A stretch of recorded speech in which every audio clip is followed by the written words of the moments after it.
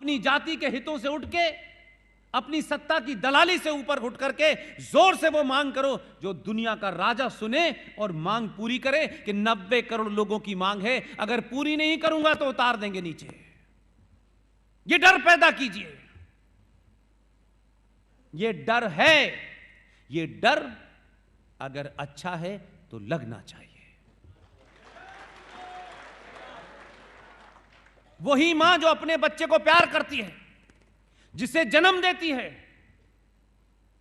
वही बच्चा 5 साल का बच्चा, 6 साल का बच्चा जब गिलास से दूध नहीं पीता है तो उसको डराती है, भौबो आ जाएगा, दूध पी लो।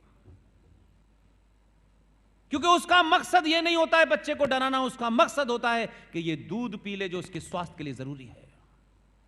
इसलिए इस राष्ट्र को बचाने के लिए 90 करोड़ लोगों में से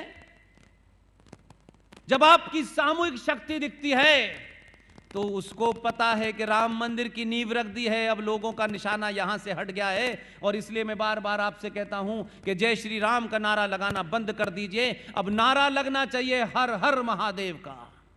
इसलिए काशी में, गुजरात में हर हर महादेव का नारा लगेगा तो उस गुजराती को जल्दी समझ में आएगा कि अब मुझे बनारस जाना है।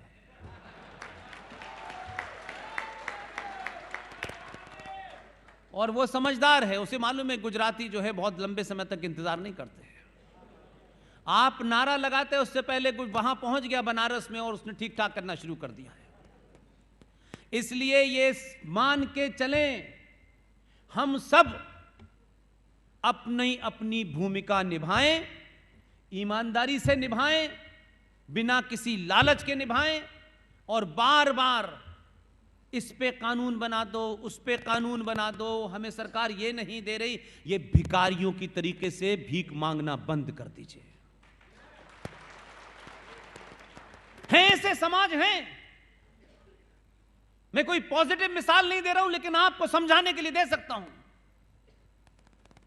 ऐसे बहुत सारे पंचर पुत्र हैं इस देश में, उनको मालूम है कि उनके लोग कभी 300 जीत करके भारत की संसद में नहीं जा सकते। उनको पता है कि इस व्यवस्था में उनका रोल उतना नहीं है, लेकिन उन्होंने अपने लिए एक रास्ता निकाल लिया और आपने रास्ता निकालने में 900 साल लगा दिए। उन्होंने आपके बीच में से दलालों को ढूंढ लिया। इन दलालों की कीमत क्या है? कोई 5 करोड़ में बिकेगा, कोई 2 करोड़ में बिकेगा, कोई नहारी पे बिकेगा, कोई बिरयानी पे बिकेगा, कोई ईद की सवैयों पे बिकेगा।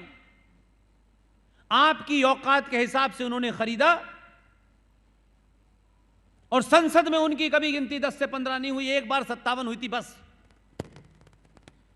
ये मैं आपको इसलिए बता रहा हूं, ये नेता नहीं बताएगा, क्यों नेताजी को तो सबका वोट चाहिए। आपकी गिनती ज्यादा है, उससे कहना जिसके वोट लेने के लिए अपनी करवटें बदल ले उसी से ले लो जाओ। हमारा मतलब, हम जिसको वोट देंगे पूरी ताकत से देंगे, उसे किसी दूसरे के वोट की जरूरत ही नहीं पड़ेगी। जिस दिन आप ये सामूहिक शक्ति पैदा कर देंगे, आपके नेता को गद्दी से उतरने का डर रहेगा कि शुद्ध इन्होंने ने दिया है, उन्होंने नहीं दिया जो पंचर जोड़ रहे थे। तो हमें पंचर जोड़ने वालों की बात कम पता करनी पड़ेगी, जिसकी साइकिल का जो मालिक है पहले उसकी बात सुनेंगे हम। लिहाजा मैं आज भी मानता हूं, मुझे कोई गलतफहमी नहीं है, हम सबको अपना रोल प्ले करना है और इस अंधी राजनीति के पीछे दौड़ना बंद कीजिए। मेरा तो यहां तक मानना है कि आप अपनी सामूहिक शक्ति से, अगर कोई ऐसी सरकार आ भी गई और आपको लगता है कि ये कुछ गेरुए रस्त का कम और हरे रंग का कपड़ा ज्यादा पहने हैं, आपको यह लगता है, उस सत्ता पे बैठने वालों के सामने आपकी सामूहिक शक्ति इतनी होनी चाहिए कि वो कहे कि पहले इनका काम करना है, बाद में करेंगे किसी का। क्योंकि उन्होंने यह साबित कर दिया। ऐसा नहीं था कि 2014 से पहले वो पार्टी नहीं थी, माफ कीजिएगा भाई साहब। मैंने इसलिए शुरू में कहा कि विश्व हिंदू परिषद की जो ब्रांच है, छोटा उदयपुर की बड़े बहादुर लोग हैं आपने कि मुझे बुला लिया है। मेरे यहां हिसाब किताब अधूरा नहीं होता है। मेरे यहां कोई लगी लेपटी बात नहीं करता हूं मैं, क्योंकि मुझे आपसे वोट नहीं लेना है।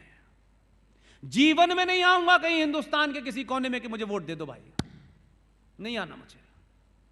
ये वोट आपको लाचार और मजबूर बना देता है। ऐसे घूमने में न किसी का डर है, न किसी से कुछ लेना है, न लेने की लालसा है, इसलिए सच बोलने में आसानी हो जाती है। सोचिए जरा, आपके लोग मौजूद थे, हिसाब निकालिए, क्योंकि मैं तथ्यों पे बात करता हूं, भावनात्मक बातें नहीं करता हूं। अगर 1990 में 19 जनवरी 1990 को कश्मीर के अंदर 2,25,000 कश्मीरी हिंदू पंडितों का मुसलमानों ने नरसंहार किया, कौन थी सरकार उस वक्त दिल्ली में? वीपी सिंह की सरकार को किसका समर्थन था? देश का पहला मुसलमान गृह मंत्री बना, किसके समर्थन से बना? यह सवाल नहीं पूछो। यह सवाल पूछोगे तो आप फलाह के विरोधी हैं। हम विरोधी किसी के भी हो सकते हैं, राष्ट्र के नहीं हैं। इसलिए चाटुकार लोगों को मेरी बातें कम पसंद आती हैं। 2 दिसंबर 1989 को वीपी सिंह की सरकार ने शपथ ली। 8 दिसंबर 1989 को आजाद भारत में पहला गृह मंत्री मुसलमान बना जम्मू कश्मीर का मुफ्ती मोहम्मद सईद। कौन नहीं जानता मुफ्ती मोहम्मद सईद का क्या चरित्र है? लेकिन स्वार्थ के लिए हम चुप बैठे रहे, क्योंकि राष्ट्र से ज्यादा राजनीति हमें प्यारी थी, चाहे चवन्नी की राजनीति मिली हमको। डेट याद रखा करिए, डेट 2 दिसंबर को शपथ हुई, 8 दिसंबर को उस मुफ्ती मोहम्मद सईद ने अपनी बेटी का अपहरण कराया, क्योंकि उसको 4 आतंकवादी जो अंतरराष्ट्रीय थे वो छोड़ने थे। उनका कमिटमेंट देखिए। 8 तारीख को उसकी बेटी का अपहरण होता है, 4 दिन बाद बेटी वापस आ जाती है, और 2 दिसंबर को शपथ लेने से जरा गिनती करिए, 19 जनवरी 1990, मात्र 54 से 55 दिन के अंदर कश्मीर में, आजाद भारत में, अपने ही राज्य से बहुसंख्यक समाज की रिप्रेजेंट करने वाले, नुमाइंदगी करने वाले भगवान आचार्य ऋषि कश्यप के वंशज, उनको उनकी उपासना के कारण कश्मीर के जिहादी मुसलमानों ने, जो सत्ता में थे, जो व्यवस्था में थे, जो सड़कों पे थे, जो मस्जिद में थे, उनका नरसंहार कर दिया और 5.5 लाख कश्मीरी हिंदू पंडितों को अपने देश से वापस भागने के लिए मजबूर कर दिया। सत्तागिरी, सत्ता से समर्थन वापस लिया था हिंदुओं के नाम पे, नहीं लिया था, नहीं लिया था। स्वार्थ कुछ और था। ढकोसला मत कीजिए, मुझे ढकोसले वालों से बड़ी नफरत है। या तो आप कहिए हम चाटुकार हैं, सत्ता के दलाल हैं, तो करिए, लेकिन इतने करोड़ लोगों की भावनाओं से मत खेलिए। उन्होंने आपको इसलिए नहीं बैठाया है कि आप हमें नई परिभाषा देने लगे। इसलिए 5.5 लाख कश्मीरी हिंदू पंडित, जिन्होंने अपने जीवन में कभी जोर से आवाज नहीं निकाली, चौराहों चौराहों, सड़कों सड़कों पर बहन बेटियों का रेप ही नहीं हुआ, टुकड़े करके डाल दिए। यह घटना 1990 की है, यह औरंगजेब के जमाने की नहीं है, यह आजाद भारत के जमाने की है। हमने बड़ी जुडिशरी की बातें सुनी हैं। JKLF नाम का एक आतंकी संगठन था जम्मू कश्मीर में। उस आतंकी संगठन के एक सदस्य ने जम्मू कश्मीर में एक हिंदू इंस्पेक्टर की हत्या कर दी, सजा हुई, कोर्ट में केस चला, जज साहब ने उसे सजाए मौत दी और ऑर्डर सुनाने के बाद जज साहब अपने चैम्बर से बाहर निकले, सड़क पे आए, उनके चिथड़े कर दिए। देश की जुडिशरी का मुंह बंद, सत्ताओं का, व्यवस्थाओं का मुंह बंद, हिंदुओं के ठेकेदारों का मुंह बंद। कौन लड़ेगा आपके लिए? किसकी बात कर रहे हैं आप? इसलिए सच बोलिए। अगर इतिहास ने आपको 700 साल बाद यह बोध कराया है कि सच बोलना है, तो मैं आपसे एक ही विनती करने आया हूं। अलग अलग अपने अपने स्वार्थों के लिए अगर आप लड़े तो एक भी नहीं बचेगा, एक भी नहीं बचेगा। और यह सिलसिला निरंतर जारी है, क्योंकि आप पढ़ना नहीं चाहते, आप सिर्फ अच्छी अच्छी बातें करके भारत माता की जय करते हैं। मेरे भाई, अगर नारा लगाने से भारत माता मजबूत हो रही होती तो 1947 में भारत बटा, लेकिन इन 70 सालों में 29 राज्यों में से 9 राज्य के अंदर हिंदू जो हैं, कहीं 2% है, कहीं 7% है, कहीं 21% है, कहीं 12% है। हमने इस पे सवाल नहीं उठाया, लेकिन हम भारत माता का नारा लगाते हैं। लगता है भारत माता मजबूत हो गई। ये नारा लगाने वाले लोग आपको मिसगाइड करते हैं ताकि आपको हकीकत पता ना चले। आप नहीं जानते क्या ये बात? ये देश क्यों बटा था? क्यों बटा था ये देश? उस वक्त भी आपके बीच में ईमानदार लोग थे, लेकिन चाटुकार लोगों की दुकान उस वक्त भी बहुत थे, बड़े सारे दलाल थे।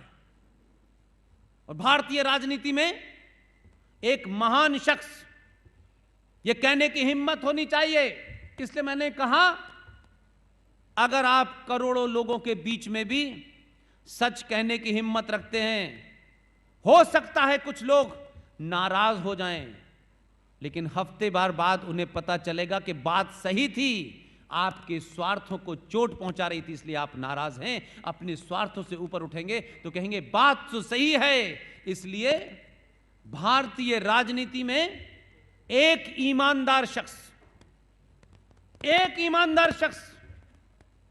जो डंके की चोट पे उस वक्त भी बोलता था, और उसकी किताबें आज उससे ज्यादा चिल्ला चिल्ला के बता रही हैं, लेकिन दलालों ने वो इतिहास नहीं पढ़ाया, कॉलेज में नहीं पढ़ाया। समझ में आता है, हमारे यहां ज्ञान बहुत देने वाले मिलते हैं, मौला मौला और अली अली भी बता देते हैं राम कथा के बीच में वो, लेकिन ये नहीं बताते कि अगर भारतीय समाज को सच हम बता देंगे तो इस समाज के अंदर से कायरता निकल जाएगी। उस दौर के नेताओं में एक नाम है, उसकी जाति क्या है इससे मुझे कोई लेना देना नहीं है।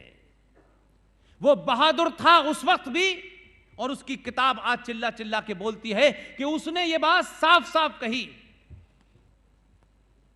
और कायर, कमजोर हिंदू नेता, हिंदू संगठन उसको नहीं पढ़ाते, क्योंकि जो उनका फ्रॉड नैरेटिव है वो टूट जाएगा। किसी की दुकान मजबूत हो जाएगी, यह महत्वपूर्ण नहीं है, भारत राष्ट्र की दुकान मजबूत होनी चाहिए।